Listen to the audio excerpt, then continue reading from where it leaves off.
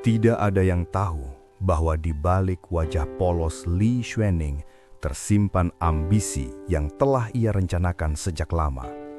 Semua orang mengira ia gadis miskin yang menjual dirinya demi menyelamatkan keluarga. Padahal, ia sedang membuka pintu menuju kekuasaan. Hujan malam itu menjadi saksi ketika Xuening berdiri di depan rumahnya, menangis di pelukan ibunya. Tangisan itu terlihat tulus, namun jauh di dalam hatinya, ia tersenyum. Karena ia tahu pernikahan ini akan mengubah takdirnya. Di gedung megah milik keluarga Gu Chenhao menerima kabar bahwa gadis itu telah setuju menikah. Ia tersenyum tipis. Ia mengira telah menemukan pion sempurna. Ia tidak tahu dirinya sendiri baru saja masuk ke dalam permainan wanita itu. Pertemuan keluarga berlangsung dingin. Gu Yuanfeng menghina Xuening tanpa ragu. Ia menyebutnya tidak pantas, tidak setara, tidak bermutu. Xuening menunduk. Namun di balik kelopak matanya yang basah, ia mencatat semuanya. Setiap hinaan, setiap tatapan meremehkan, semua akan ia bayar. Pernikahan berlangsung megah. Para tamu berbisik, sebagian iri, sebagian mencibir. Mereka tidak tahu bahwa di balik senyum lembut Xuening, ia sedang menanam akar di dalam keluargaku. Malam pengantin menjadi awal permainannya. Chenhao menyerahkan kontrak pernikahan. Tidak ada cinta, tidak ada hak. Kau hanya istriku di atas kertas. Xuening menunduk, menangis, memohon. Baik, aku akan menuruti semuanya. Namun ketika Chenhao membelakangi dirinya, air matanya berhenti seketika. Ekspresinya berubah dingin. Ia mengambil ponsel dan mengirim satu pesan. Langkah pertama berhasil. Keesokan harinya, Xuening mulai bergerak. Ia sengaja menjatuhkan vas mahal di hadapan ibu mertua. Ia menangis, menyalahkan pembantu. Fitnah pertama berhasil. Siang hari itu, ia berlagak pingsan di hadapan para direktur. Ia membuat mereka percaya bahwa keluarga Gu memperlakukannya kejam. Fitnah kedua menyebar. Malamnya, ia menyebarkan rumor bahwa Su Meilin, mantan kekasih Chenhao, masih menjalin hubungan terlarang dengan ayah mertuanya. Api mulai membakar rumah besar keluarga Gu. Di kamarnya, Xuening berdiri di depan cermin. Ia menyentuh cincin pernikahannya, tersenyum pelan. Permainan baru saja dimulai. Sejak pagi, rumah keluarga Gu tak lagi setenang biasanya. Bisikan-bisikan mengalir seperti racun di setiap sudut. Para pelayan saling bertukar pandang. Para kerabat datang dengan senyum palsu. Semua karena satu wanita, Li Xuening. Ia melangkah pelan di aula utama, mengenakan gaun putih sederhana. Wajahnya terlihat pucat, matanya merah, seolah semalaman menangis. Tidak ada yang tahu, air mata itu hanyalah senjata. Di ruang makan, Gu Yuanfeng sudah duduk dengan wajah masam. Ibu mertua menatap Xuening dingin. "Kudengar kau menjatuhkan vas antik semalam," katanya tajam. Xuening langsung berlutut. "Aku minta maaf, aku terlalu gugup. Pembantu itu tiba-tiba mendorongku." Suaranya gemetar, tangisannya pecah. Semua mata langsung tertuju pada si pembantu. Tak ada yang mendengar pembelaannya. Ia dipecat hari itu juga. Xuening menunduk, menyembunyikan senyum tipis di bibirnya. Siang hari, Xuening mendatangi kantor perusahaan Gu. Ia sengaja mengenakan pakaian pucat, wajahnya tanpa make-up. Ketika Chenhao sedang rapat dengan para direktur, Xuening masuk tergesa dan jatuh pingsan. Kekacauan terjadi. Ia dibaringkan di sofa. Ketika siuman, ia menangis pelan. "Aku hanya ingin bertemu suamiku, tapi keluarganya melarangku datang. Aku tidak tahan." Para direktur saling pandang. Kabar itu menyebar cepat. Keluarga Gu menindas istri muda pewaris mereka. Reputasi keluarga mulai retak. Malam hari, Su Meilin datang ke rumah keluarga Gu. Belum sempat ia duduk, seorang pelayan membisikkan gosip. Nyonya muda melihat Anda masuk ke kamar Tuan Gu Yuanfeng semalam. Wajah Su Meilin pucat. Ia membantah keras. Namun rumor sudah menyebar. Tak seorang pun tahu bahwa Xuelinglah yang menanam benih fitnah itu. Di kamarnya, Xuening menerima telepon dari seseorang tak dikenal. Kabar berjalan sesuai rencana. Xuening menutup tirai jendela dan tersenyum. Baru pemanasan, jawabnya pelan. Ia menatap cermin. Dalam pantulan kaca, bukan lagi gadis polos yang terlihat, melainkan seorang wanita yang menikmati kehancuran yang ia ciptakan. Sementara itu, Chen Hao berdiri sendirian di balkon kantornya. Untuk pertama kalinya dalam hidupnya, ia merasa kehilangan kendali. Ia tidak tahu bahwa jaring yang menjerat keluarganya dibangun oleh istrinya sendiri. Pagi itu, gedung perusahaan Gu seperti sarang lebah yang terganggu. Harga saham turun drastis. Para pemegang saham datang dengan wajah muram. Telepon tak berhenti berdering. Semua dimulai dari satu berita. Istri pewaris Gu diperas dan dianiaya keluarga sendiri. Tak ada yang tahu dari mana berita itu berasal. Kecuali satu orang. Li Xuening berdiri di depan jendela apartemen mewahnya, memegang ponsel. Di layar terpampang artikel yang ia kirim sendiri ke media semalam. Ia tersenyum puas. Di ruang rapat, Chen Hao menghantam meja. Cari tahu siapa yang membocorkan ini. Para direktur saling menunduk. Mereka tak berani bicara. Chen Hao merasa aneh.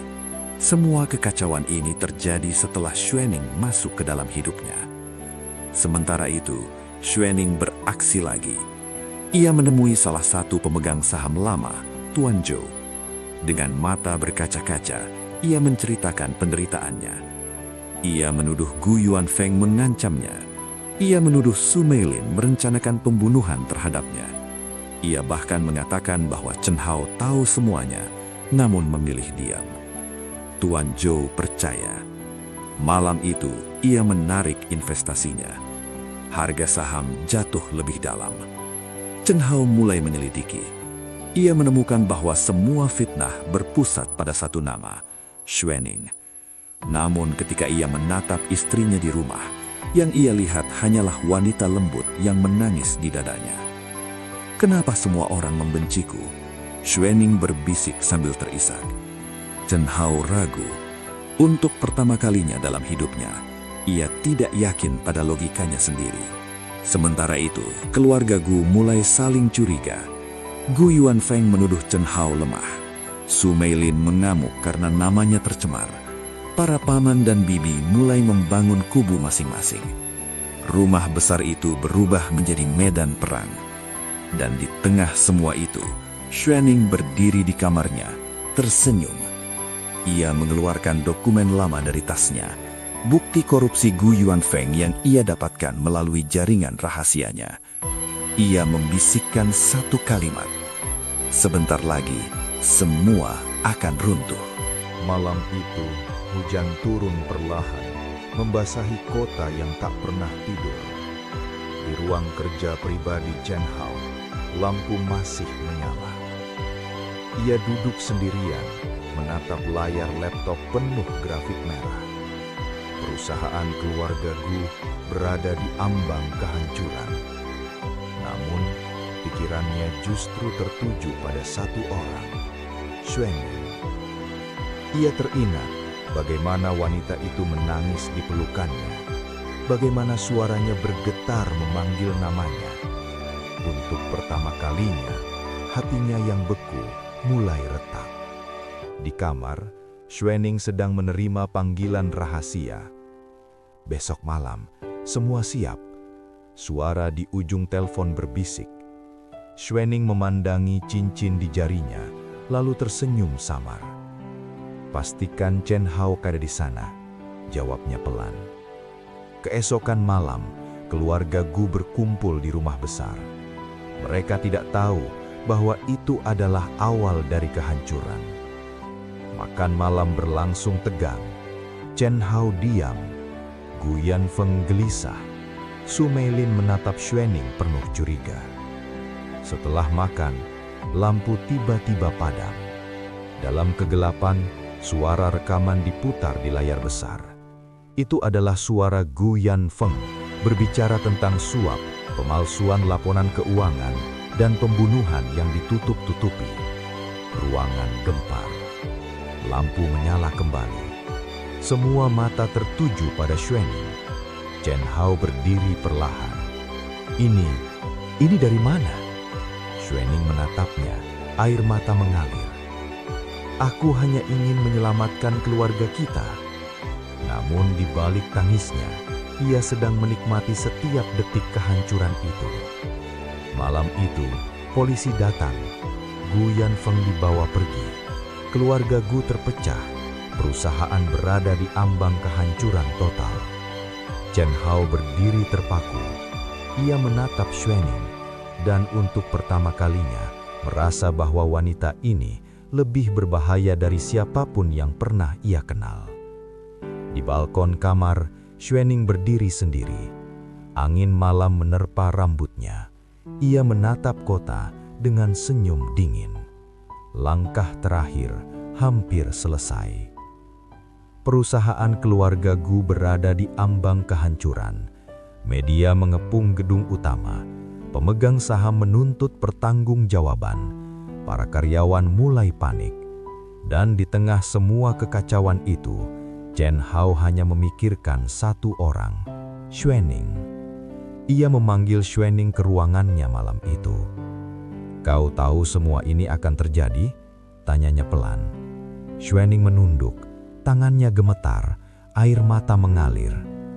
"Aku hanya ingin melindungi kita," katanya. Chen Hao memeluknya. Untuk pertama kalinya, ia tidak melihatnya sebagai pion, melainkan sebagai wanita yang ingin ia lindungi.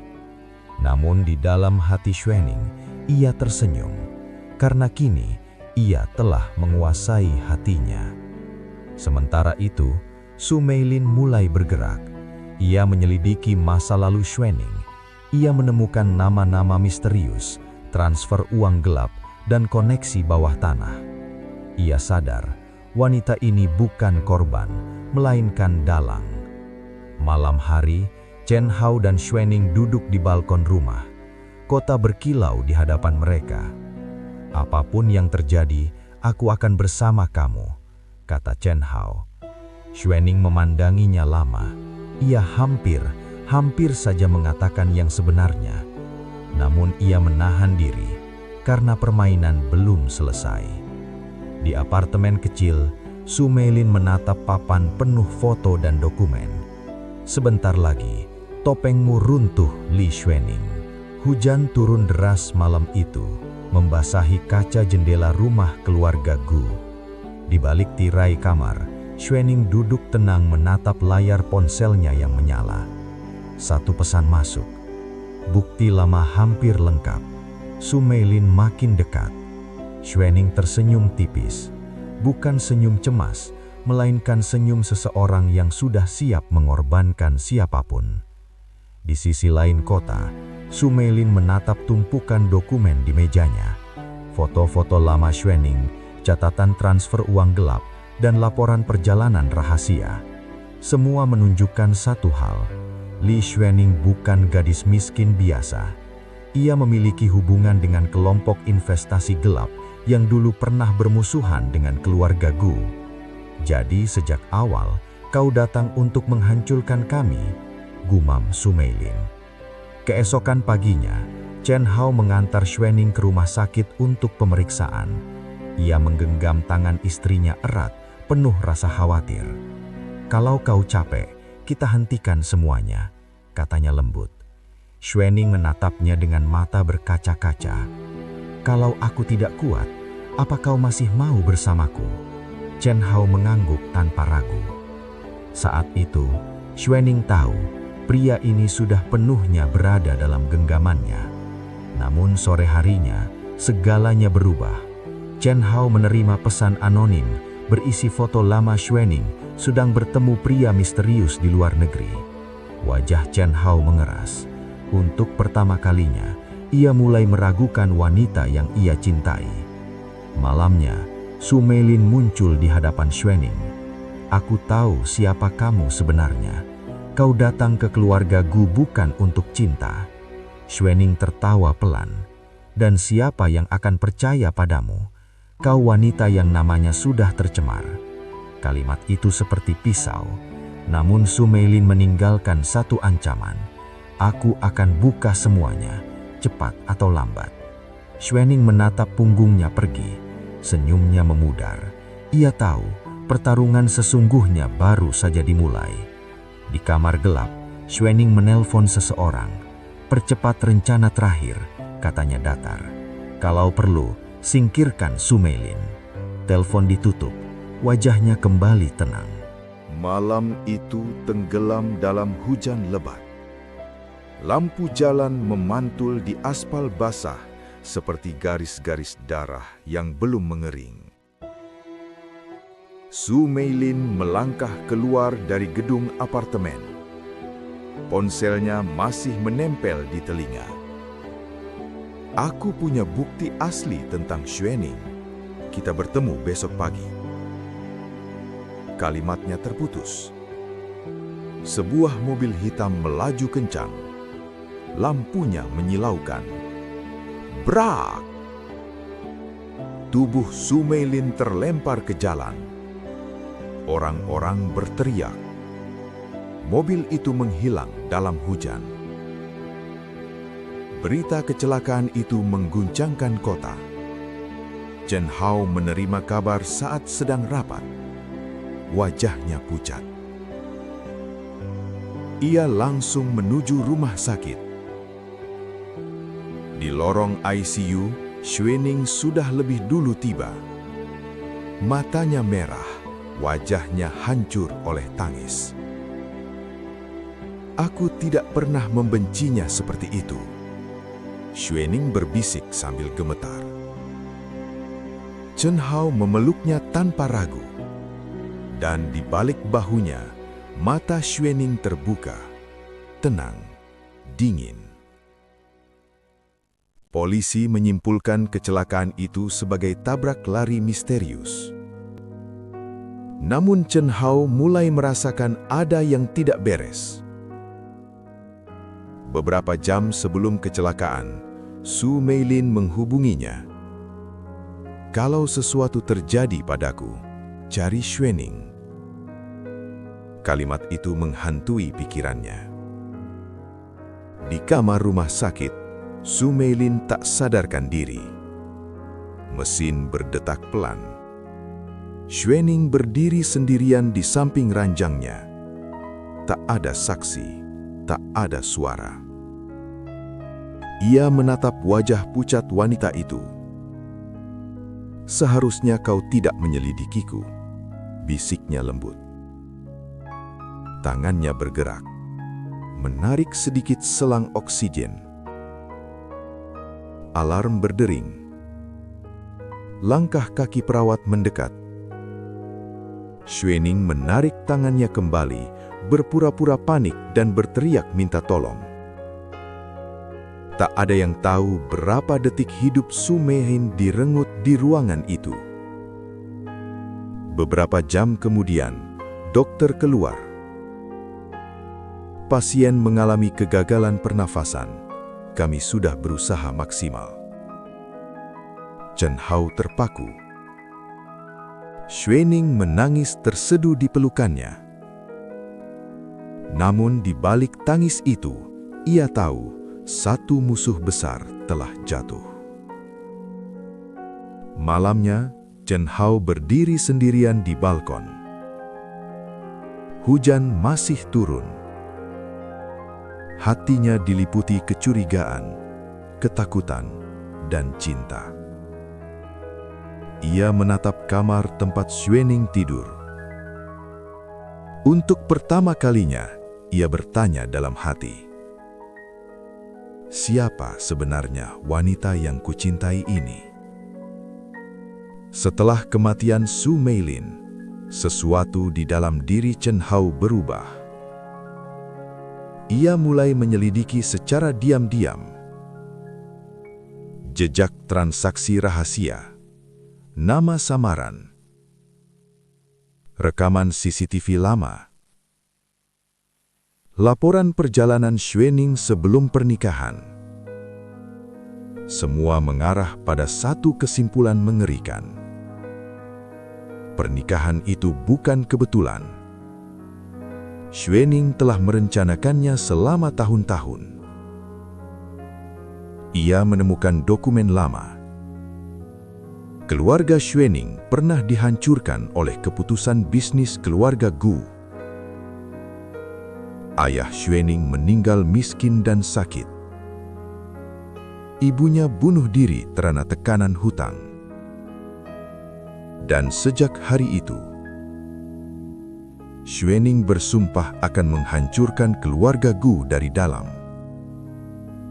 Chen Hao mengundangnya ke villa tepi danau, tempat pertama kali ia menyatakan ingin melindunginya. Malam sunyi, angin dingin, dan kebenaran akhirnya diucapkan. Semua ini adalah rencanamu, bukan? Tanya Chen Hao pelan. Xuening terdiam lama. Lalu, ia tersenyum. Ya, untuk pertama kalinya, ia tidak berbohong. Aku datang bukan untuk cinta. Aku datang untuk menghancurkan kalian.